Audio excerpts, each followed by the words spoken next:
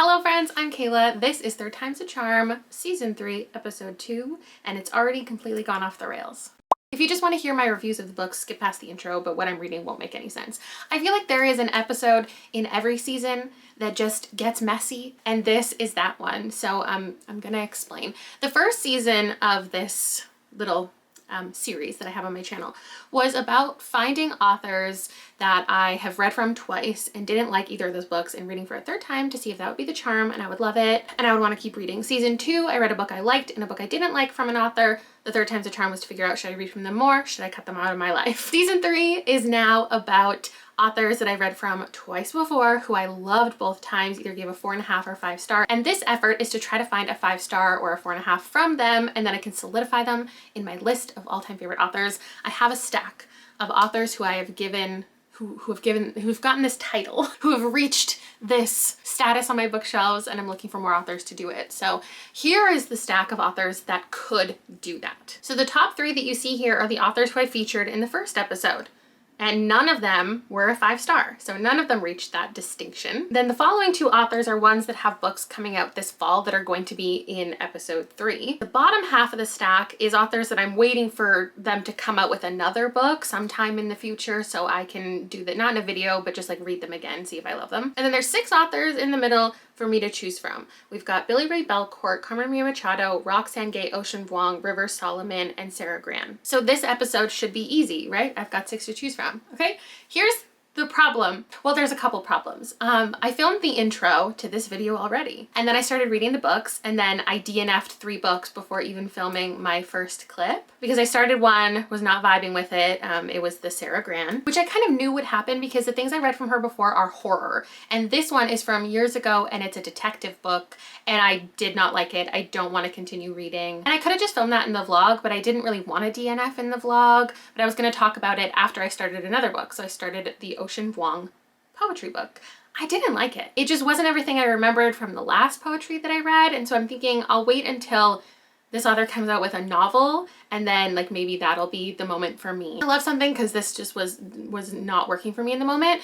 So I picked up another poetry collection from Billy Ray Belcourt. I didn't like it. Maybe it's me, maybe I'm just not in my poetry era right now. So I DNF'd 3 books in one day. And one of those authors wasn't even in the original intro because I was swapping in Billy Ray Belcourt for Ocean Vuong. So instead of vlogging all of this, I decided to just refilm the intro. And while I was filming the intro, I made a super fun realization. And it's that I haven't read 2 books from Roxane Gay. My plan was to pick up Hunger because I have read Bad Feminist.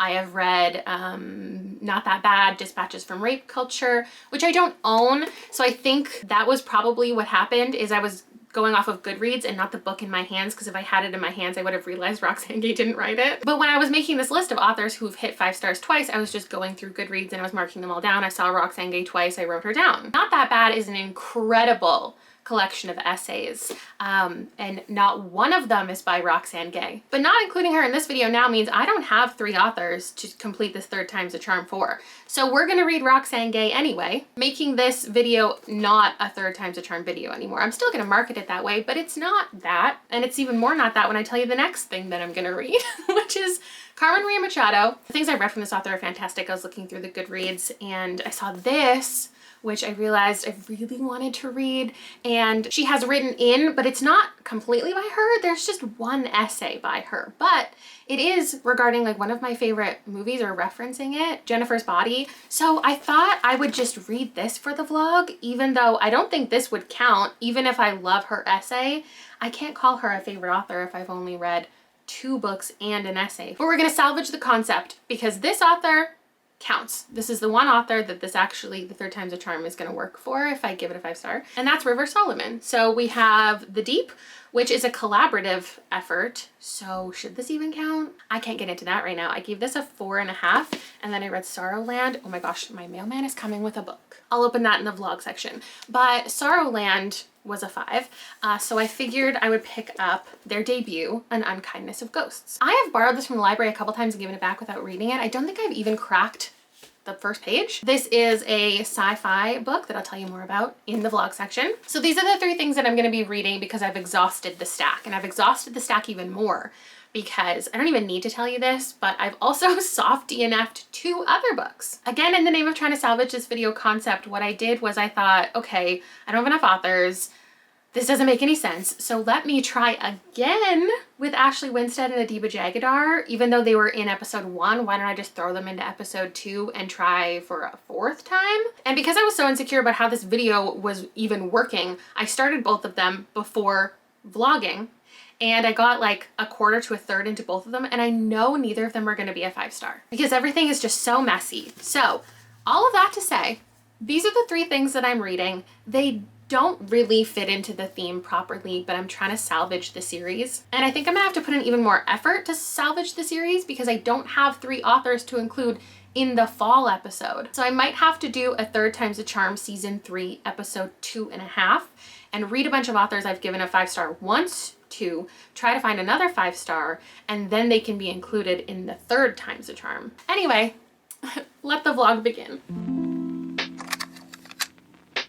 It is not lost on me. The last vlog I did was about DNFing books, and now I myself can't stop DNFing books. But I don't think that'll be the case for this one because it's a topic I'm really interested in. The audiobook has a different narrator for each essay, so I think that's gonna be really interesting. It's called It Came from the Closet, Queer Reflections on Horror.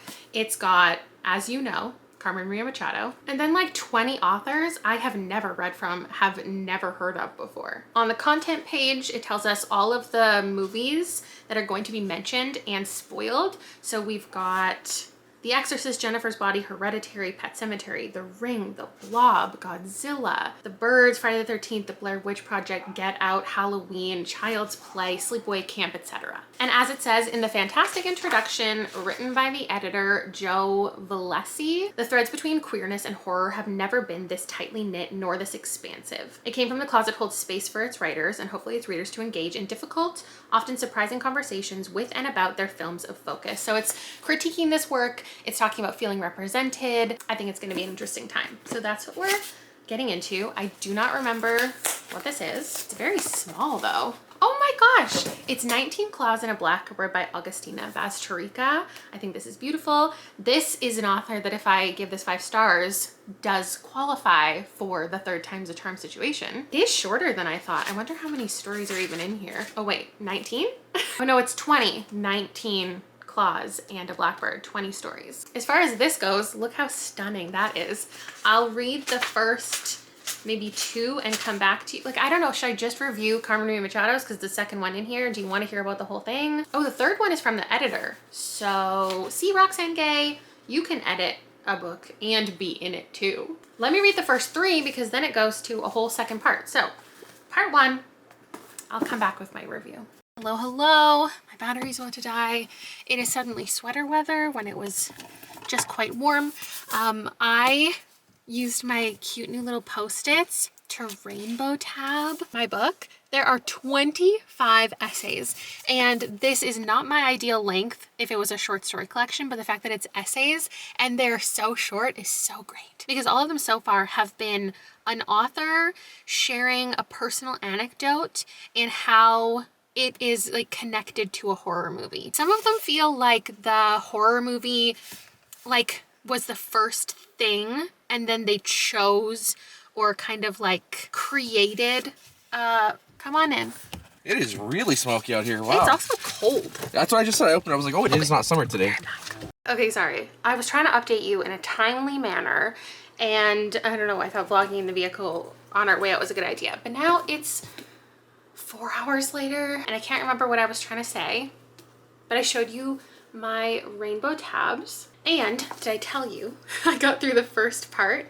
There was actually 4 different essays, 5 plus the intro. So some of them are very, very short.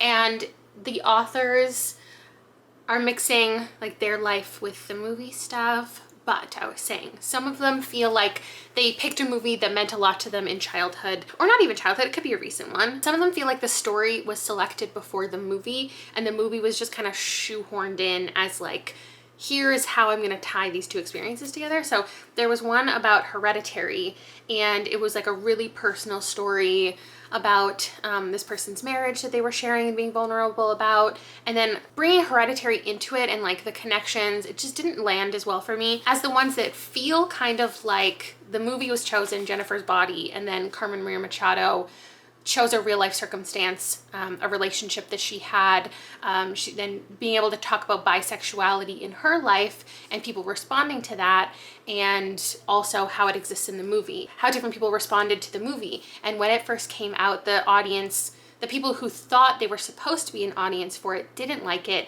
and now it's become like such a queer classic. And there's still critique out there of people saying that it's queer baiting, and she really challenges that whole idea in her essay. Suffice to say, I did give her 5 stars, so if you think I can consider her an all-time favorite author because of that, then great. We did it, we succeeded, but I'm also going to tell you about the rest of the collection. So there was one about The Exorcist that I also gave 5 stars by S. Trimble. I have not read from or heard of almost all of these other authors, so that's pretty cool that this is my introduction to them. The Exorcist being the first one, this was such a well-written essay, and it did all the things that I expected it to and made all of these connections, saying like watching it as a young queer person and seeing how Reagan like challenged certain expectations of her even within it, and how the movie ended up being a kind of story about a man sacrificing himself for this girl. I mean, it said it much more eloquently than that. Demonic possession movies are the perfect vehicle for stories of men remaking themselves. Encoded in their description of a struggle over the body and soul of a young woman, there's usually the tale of a man in crisis. His is a conversion story in which he loses his grip on science and reason and learns to believe in things unseen. Her body, his rebirth. I just think that one was such a good essay. I also gave 5 stars to the one that was talking about The Ring and Pet Sematary, and I highlighted a lot of things. This one had a lot to do with disability as well, and even the ways that other people who have watched these movies and written think pieces about them didn't ever acknowledge like the disability representation that it was offering. Then I just finished Grace. I didn't rate it yet. I think I would give it a 4 or 5. It was about birth and fertility, tied in a movie I haven't actually seen. So I wonder if that's why it didn't hit as hard, because I didn't have the reference material. And now we're moving on to part 2, Monster Mash. And I'm curious if it's just organized by the types of movies. Let's see what part 3 is gonna be. Attractions. So like performance, maybe like circus type of stuff.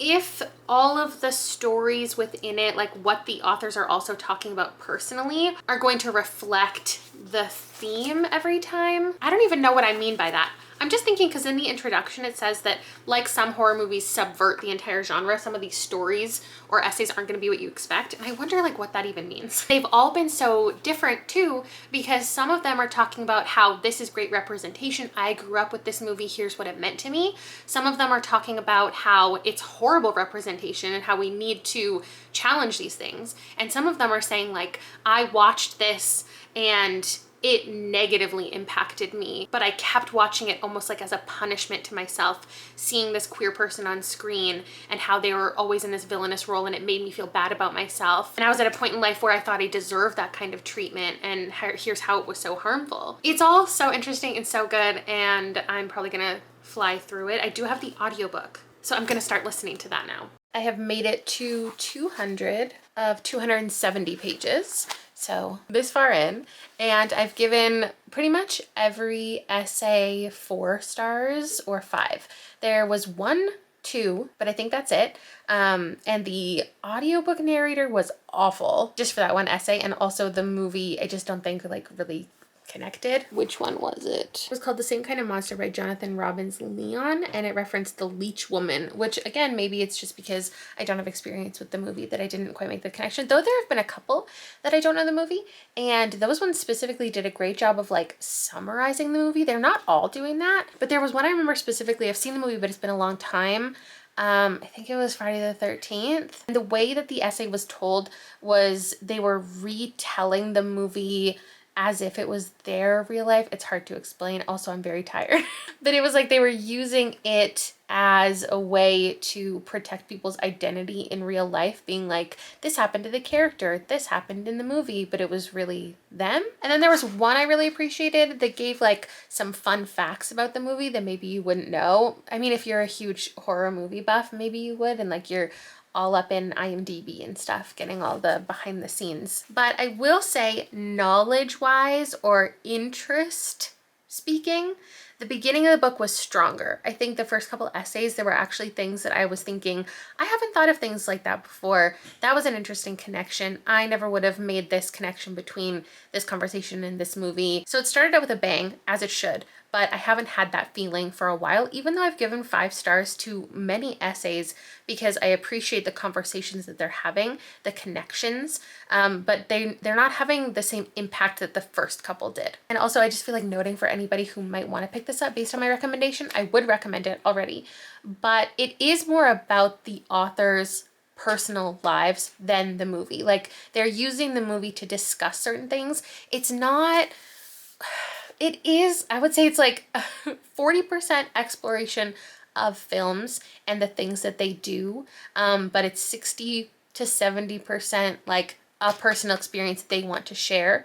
So just be prepared for like relationships being explored, sexual exploits, like uncomfortable conversations. Not all of these stories have like a happy takeaway. My favorite so far, Centered and Seen by Sumika Solson, was about the Candyman. That was 5 stars. Blood Actually by Grant Sutton, talking about Friday the 13th, I also gave 5 stars.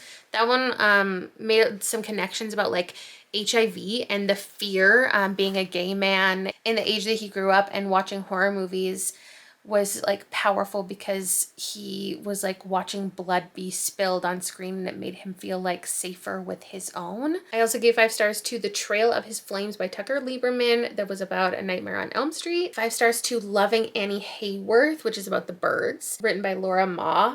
And that one I really liked because it was talking about like being unsure and insecure and having anxiety about coming out, but also it talked about like the actual design of the movie and the anxiety felt by the audience versus the characters, and how the camera work like reflected how you were supposed to feel, how it successfully built its suspense. So I like the ones that are more like that, that really dive in and pick apart the film and something specific about the film rather than just the overarching story and how it feels like they can connect to it in real life. There's been a couple essays that have been just a little too short, so maybe we could have lost a few and made a couple just a few pages longer, but I'm gonna finish it up in the morning. All right, I finished this bright and early this morning and I'm giving it a 4 to a 4.5, somewhere in there, because when I look at all the ones I gave 5 stars, it was half of the book, which is pretty incredible for a short story collection. Like, giving it a 4, though technically like that is where it would be average rating wise, just doesn't feel right because there were so many 5 stars in here. And it almost did a disservice to the rest of the stories because some were so good, had something great to say, or just had beautiful language that it made it more clear the ones that like didn't do that. There are a couple that I just feel like people will read and be like, that's so random. Like, this experience of yours, valid. Like, some authors you want to know more about, and some authors you're like, that was a weird, like, what? I don't know how I'm supposed to feel about that. But then you have some that say things like, I have heard many trans people share this story of parents taking personally the discovery that the mask they provided is not truly their child. This one is talking about the movie Eyes Without a Face, and there's a lot of mask conversations, which is just perfectly connected to queerness. They said, when I shaved my head, I felt like my mother was eulogizing a daughter she never had. She told me my hair was one of my most beautiful qualities. The kind of beauty she grieved was a beauty that is unobtrusive. I accept this grievance not as a rejection of me, but as an expression of the pain brought about by severance from the illusion of understanding things the way they are, a response to witnessing my body being torn out of the narrative she called home. This author's talking all about performance and accepting them for who they are. There's a conversation about beauty and symmetry and the neatness of faces. Perhaps we are soothed by symmetry, the false promise of cohesion. We desire neatness in a messy world. We make ourselves complicit in the murder of authenticity when we look to others' bodies to be the coherence for us. To surround ourselves with a single notion of beauty is to avoid building resilience within our powerlessness. Then there was one later on about pregnancy and referencing In My Skin, the movie, and how about pregnancy can feel like such a parasite depending on who you are. The horrors of looking at your body and not recognizing it for what it is, and how that connects to transness as well. How people fear the other, and they said there's a difference between feeling uncomfortable with your own body and having others proclaim how uncomfortable they are with you, between the horror felt by a person and the horror caused by a monster. This is just like exactly what I was expecting it to be. And there are 3 things that a story needed to be effective. And the ones that did it so well. There needs to be like a summary of the movie itself, or at least the takeaway message that the movie had in its time. And then like a talk about, you know, your own experience, whether it be, you know, society as a whole and your position in it, or a specific set of circumstances, or just something personal, and then also the connection between the two. And that's what some felt like they were missing a little bit. But it just really needs that moment of here's why I connected to it, or here's the impact it had back then, and here's the impact now, or here's how people responded to the movie then, and here's what we can actually critique about it now in the current climate that we're in, and the things that we care about and the ways we identify. I would definitely recommend this to horror fans and nonfiction fans. I think you have to be both of those things in order to love this. That's that. And then I just started in on An Unkindness of Ghosts. I'm at the very beginning of it, doing live readings friends with my channel members. We do that at least twice a month. We always do one at the end of the month now to like feel like we're wrapping up the month and our reading goals together. I think when this video comes out, if you join now, you should be able to participate in the end of June one with us. But this one is An Unkindness of Ghosts by River Solomon, and it takes place on a spaceship. Our main character's name is Aster, and they live in the low-deck slums of the HSS Matilda, a space vessel organized much like the antebellum South. So the people in charge enact horrible things, punishments on people in the ship, harsh moral restrictions on the dark-skinned sharecroppers like Aster. But there may be a way for Aster to find a better life. So we're just going out for dinner now for Rob's birthday. I need to pick a dress out of my closet to wear. I gave him a Lego set last night, and he like made the whole thing in just a couple hours. That's how he spent his evening. His back really hurts, and he just has been sitting on the floor the last couple days a lot to try to relieve his pain. So I thought while he sat there, he might want to do a giant Lego, and he did. But I'm excited to give him another gift because it's Birkenstocks. It's hard to find his size, and I finally got him a pair. Now we can match.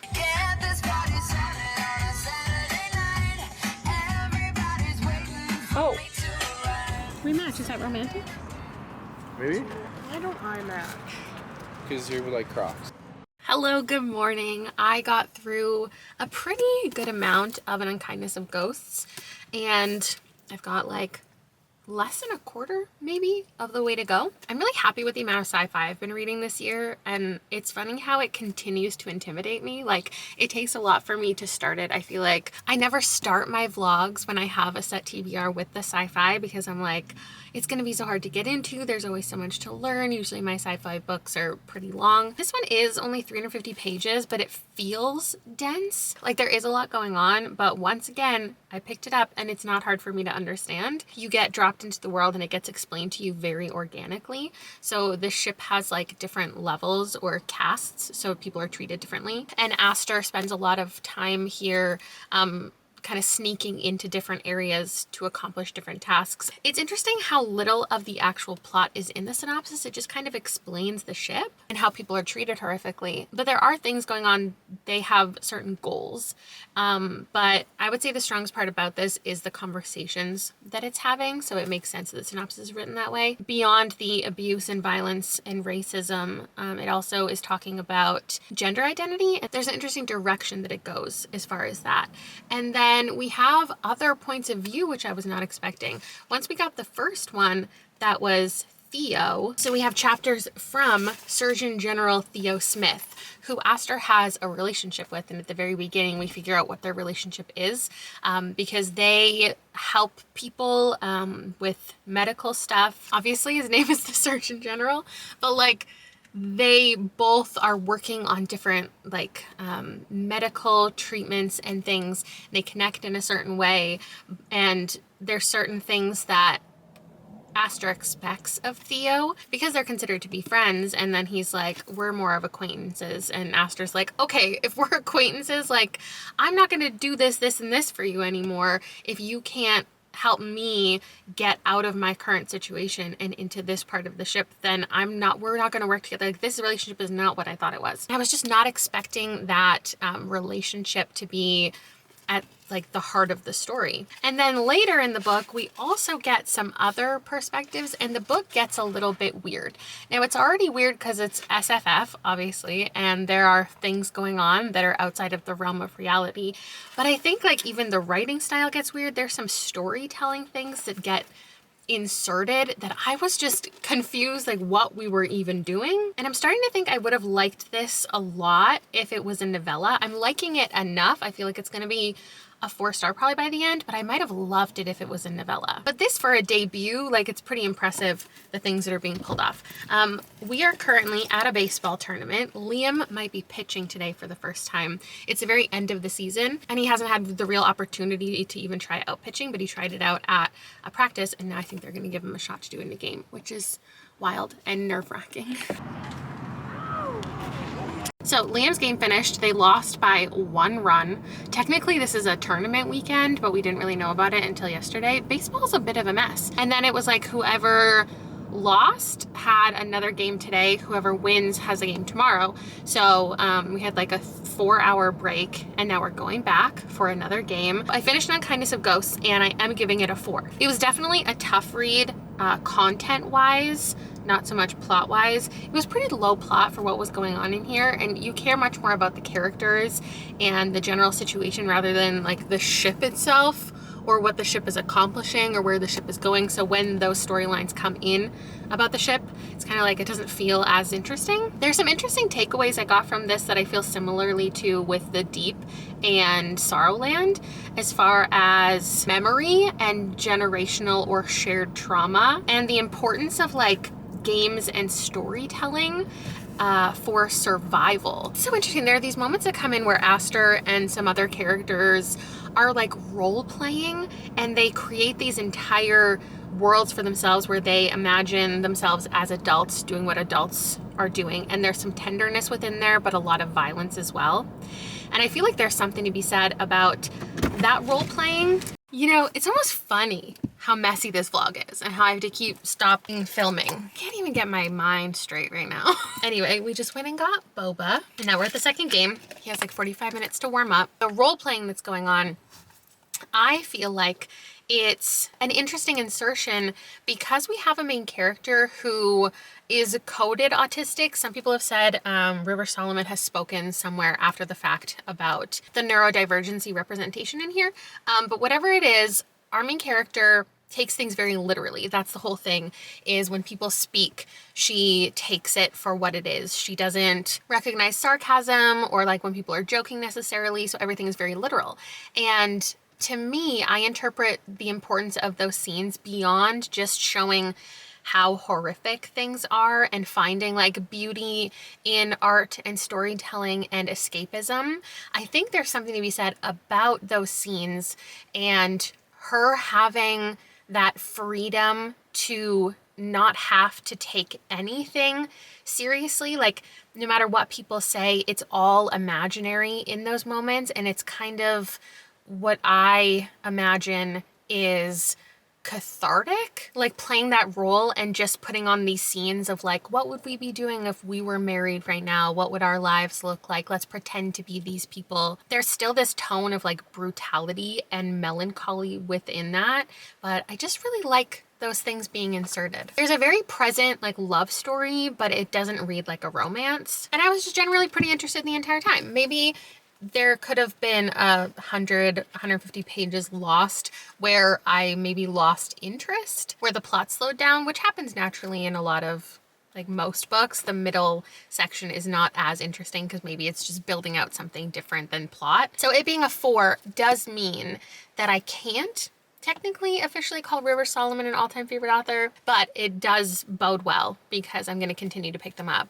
Every single story they do, like, this is the kind of author that these are totally different vibes. Like, the genre, the concept, the main characters are all so different, but you can absolutely tell they're from the same author, which is not something that I could, like, I feel like I've said a couple times in recent videos, I could not tell this was from the same author. I would have never recognized if I had gone into this without the author's name on the front. Never would have associated these books with the same author. This, like, you can tell. There is just such a clear intent with so many conversations, and the writing itself, which is like a little poetic and beautiful, but it's not too much. It's just well structured. So now I'm moving on to Hunger, and it's like a 6-hour audiobook. I think I will do that because I'm assuming it's Roxane Gay, although Roxane Gay did not do Bad Feminist. Bonnie Turpin did, which is why I think I loved. I do think that was a contributor to why Bad Feminist was so good. So let's see this one, who narrates it. I found it at my library. Hunger, a memoir of my body by Roxane Gay. This is the author. Nice! Hard, hard, hard! Go, go, go!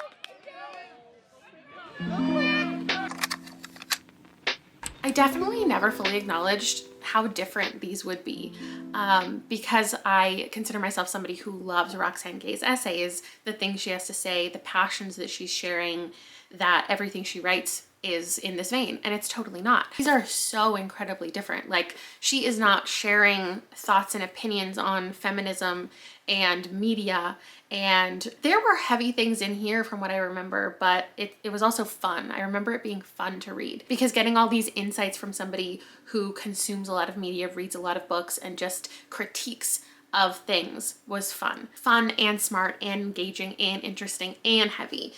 This is just heavy, and it's not opinions. It's not think pieces on anything. It's just an exploration of her life.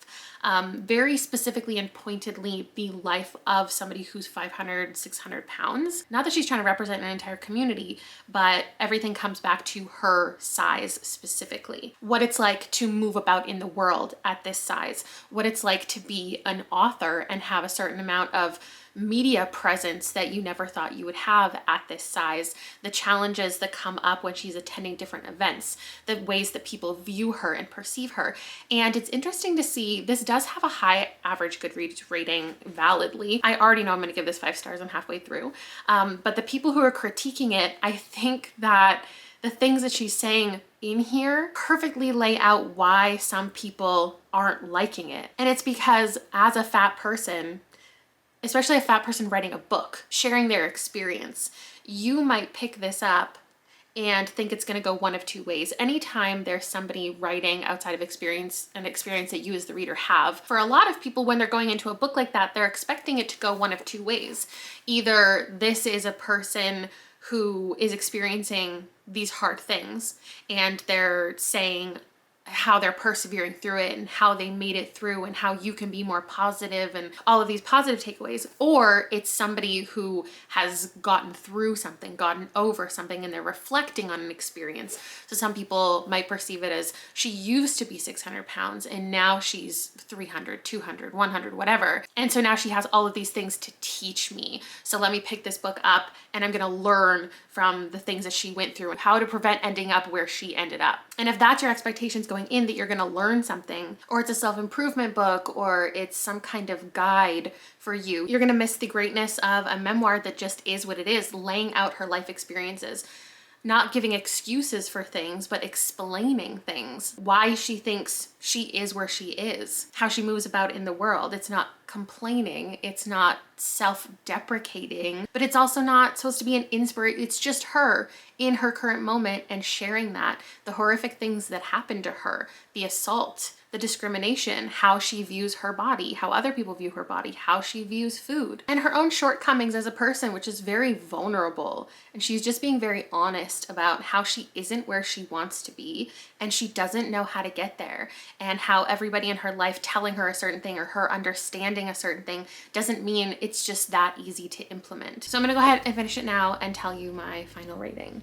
Okay, I finished it. I often want a memoir to partially like teach me something about something, right? And oftentimes a memoir is that balance between personal stuff and sharing some type of education. For that not to do it for me and still get a 5 star means that like 3 other things are happening. It's incredibly well written. It's an author that maybe I already have experience with or care about, and it being relatable in some way to me. So that checked all of the boxes. Roxane Gay just comes to so many conversations with grace and humility, and I really appreciate that about her. There was one experience she was sharing in here about going to an author event that she was speaking at, and there was a sign language interpreter for her, and like for her to talk and them to interpret for audience members. And some audience members who were not deaf were talking about how the interpreter was a little bit in the way, like as far as being able to see everyone on the panel fully. And she stood up for that person in that moment and the deaf audience members, and not in a way that's like, here's how I thought of someone else and give me accolades, but more so like I found it easy in that moment to be compassionate because I know what it feels like to have a large body and be physically in the way a lot of the time. And for the audience members who need the interpreter, I know what it's like to be pushed aside and not have any accommodations met for me. And I think the takeaway was like, the world is not always going to function in a way that's always favorable to you. So why not take the small opportunities when they arise to think of someone else, be kind to someone else, be compassionate. And it's just like, whether or not you think your judgment of someone is fair or valid, it's so easy to be nice, especially when it doesn't affect you in any way, when it doesn't cost you anything. And I think about that with like relationships a lot. Like if you know that your partner is interested in something or something bothers them or anything that they have an opinion about that you don't have an opinion about, that it's of no consequence to you, like why would you not take the opportunity to, you know, put your, I think simple, like put your dish in the dishwasher instead of the sink? Or to listen to them talk about like their special interest, or watch that movie with them that you are maybe not super interested in, but they are, and you have the time. Like if you can't do those things at home, how are you ever gonna do it for a stranger? I guess it's like, start doing the little things at home and think about other people. Like that should be such an easy thing. And then you can start doing it for strangers, like reaching the thing on the top shelf, or thinking about somebody's accommodations when you invite them somewhere, asking them questions about their passions and what have you. And I think it's a little surface level to say the takeaway for this is put yourself in someone else's shoes, because that's what leads to compassion. And her being so honest in here, it leaves her in such a vulnerable position that people can put themselves in her shoes. But I think like it shouldn't be necessary to put yourself in someone else's shoes in order to lead with compassion. It's like when people don't believe victims or are being judgmental about something, especially regarding an assault or something. And there's always people who are like, well, what if it was your daughter? Think about it if it was your sister. And it's like, why do we especially have to humanize women, especially to men, especially via like a family member, or make them think about somebody they know in real life? Like, why can't we just be compassionate to other humans because they're other humans? That is going off on a tangent that is not related to the words within this book. I loved everything that happened in this book, and I will continue to read from Roxane Gay. I think it was kind of a waste of a 5-star because at no point in this video have I technically been able to consider an author an all-time favorite now. Nobody has moved over to that list, because while I enjoyed everything that I read in this week, this busy week, I don't even think I even mentioned that it was our anniversary, me and Rob's, and we went to see The Little Mermaid, which was perfect, obviously. And then it was Rob's birthday and it's Father's Day, and there was all the baseball, and it was just a lot. And I got to read 3 things that I liked over the week. Also, I'm filming another video in tandem with this, so I've read other things, but I left with a 4-star, which is a great read, but doesn't mean I have an all-time favorite author technically. And then does an essay technically count, especially with how short it was? And then this is only the 2nd time I've technically read from Roxane Gay. I'm glad that I loved it, and that means that I can read one more thing, and then it would be a proper 3rd time's a charm situation. So I have no idea how the last episode's gonna go, if I need one in between. I could just read another Roxane Gay for that video, but I don't want to be redundant, I guess. Anyway, thanks for hanging out with me for this vlog, and I'll see you with another one very soon.